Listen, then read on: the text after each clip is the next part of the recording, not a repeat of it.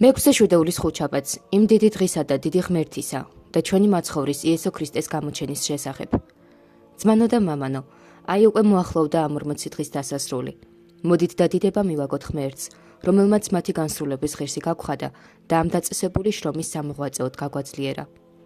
აი უკვე შრომამ გაიარა, მაგრამ საზღაური არსებობს. ხორცი გაილია, მაგრამ სული განივრცო.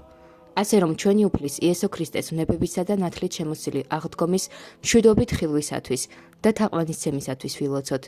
იმ უკანასკნელი დღისა და საყოველთაო აღდგომის შესახებაც გავიხსენოთ, რადგან იმ დღის სრულად ხსოვნა მეტად სასარგებლოა.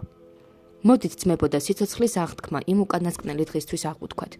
მოდით და ღმერთს სიკვდილის შეურიგებელი დროის დადგომამდე შევურიგდეთ, რადგან ამბობს: არა არს ვინ სიკვდილს და შინა მოგიხსენოს შენ, ანუ ჯოჯოხეთს შინავინ აღგიაროს შენ.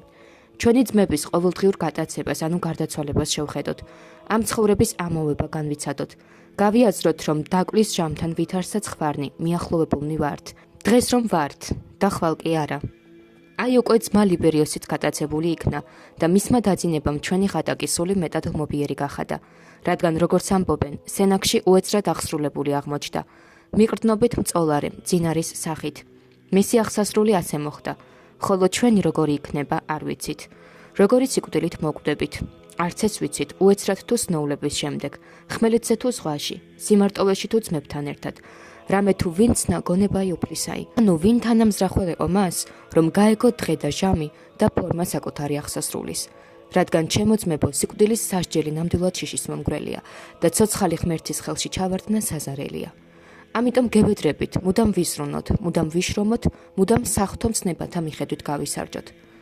ამბობენ ზოგიერთი რამ პატივით პატივდებული გახდაო, სხვა გამდიდრდა, სხვა გამებდა და რა არის ეს? სიზმარი, აჭრდილი და ოცნების მსგავსი წარმავალი. როგორც ამბობს, დაიძინეს ძილი მათი და არა პოვნეს არარაი. ყოველთა მამათა მათთა სიმდიდრე ხელისა მათისაი და ყოველი დიდებაი კაცისაი ვითარცა ყვავილი თივისაი.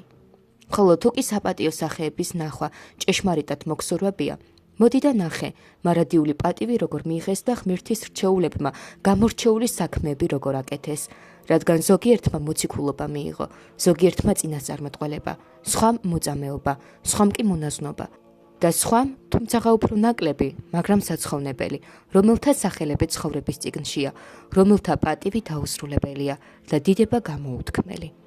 ამათ მე მსგავსოთ ძმებო და ჩვენც საღვთო მოღვაწეობათა ერთი რამ ღირსება მოვიპოვოთ, რადგან ღმერთის მადლი ყველა სიკეთის მაძიებლისთვის უშურველია, მცირისა თუ დიდისათვის, ბრძენისი თუ უსწავლელისათვის, მოხუცისა თუ ახალგაზრდისათვის.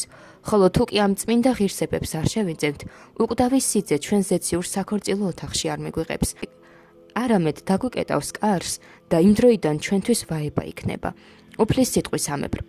ვაი კაცისა მის, რომლისა მიერზე კაცისა მიეცემის, უმჯობეს იყო, არა თუმცა შობილიყო კაცი იგი. ცხადია, რომ ეს გამცემზეა ნათქვამი, მაგრამ ყველა ადამიანზეც, ვინც თავისი ცხოვრება გასცა, შესაბამისად ითქმება. დიდი ღმერთისა და ჩვენი მაცხოვრის იესო ქრისტეს გამოჩენას არ ვიხსენებთ.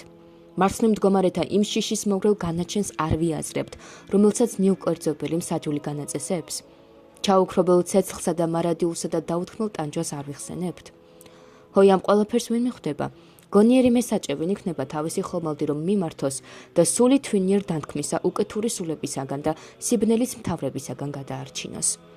ვინაიდან ქრისტეს მადლით წყნარი და მშვიდი ცხოვრება ავირჩიეთ, უფრო მეტად მონდომებულნი გავხდეთ.